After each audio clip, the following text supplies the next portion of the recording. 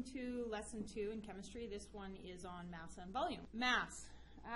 What is mass? How do we measure it? So the International System of Units, which is an international authority governed by the CGPM, which is the Conference General de Poids de Mesures, ensures the wide dissemination of the standard international system of units and modifies that as necessary to reflect the latest advances in science and technology. Currently, the only country that doesn't follow this system is the United States. Okay, so the General Conference identifies the following 7 precisely defined or base units: the meter in length, the kilogram for mass, the seconds for time, the ampere for electrical current, the Kelvin for thermodynamic temperature, and the mole for the amount of substance, and the candela for the luminosity intensity, or how bright something is. What we are focused on in this grade, and for this chapter in particular, are mass and meters for lengths. Okay, so mass is the amount of matter in an object. We've already talked about that. And mass is usually measured in milligrams, grams, kilograms, or tons.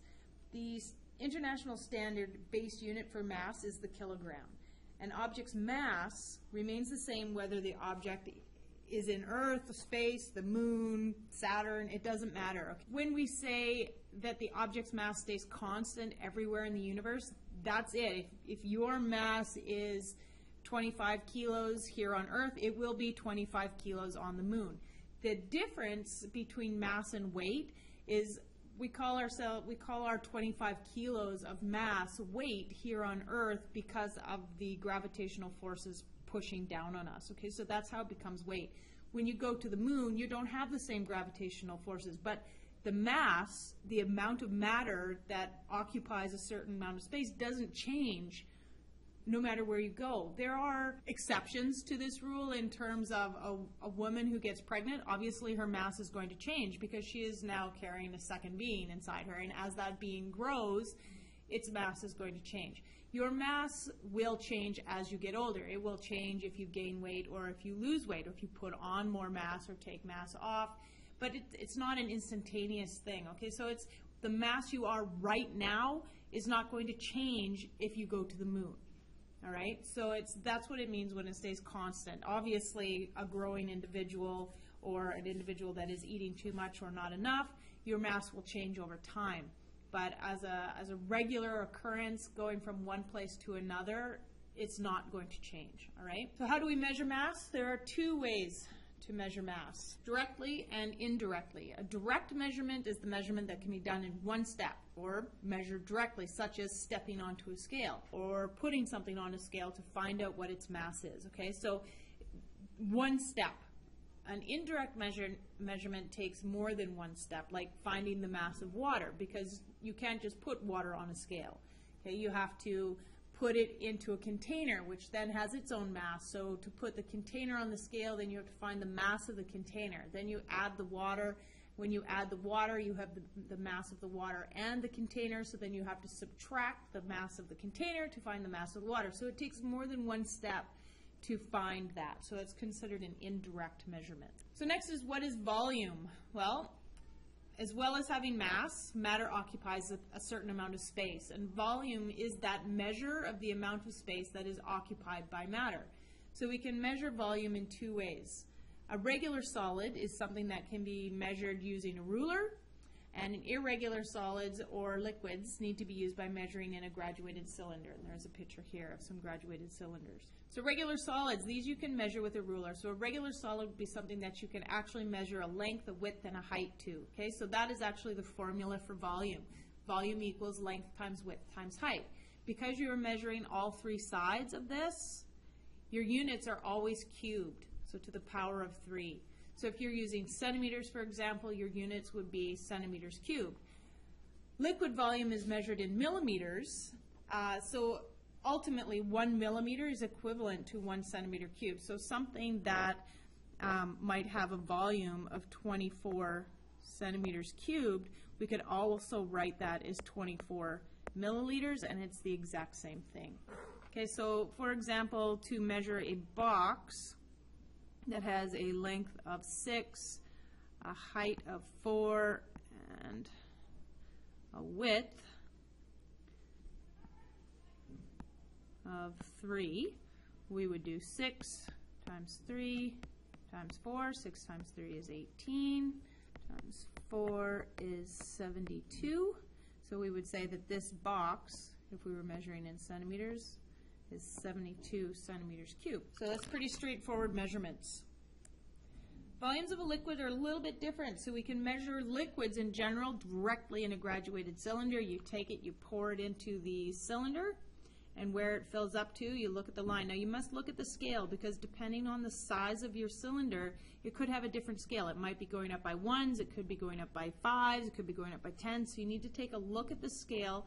This one is going up by 1, so you can see 50 milliliters here, 60 milliliters here, so this bigger line right here would be 55, and that makes each one of these 1 milliliter. So this particular volume measurement would be right there. Okay, so you look at eye level at the bottom of the meniscus.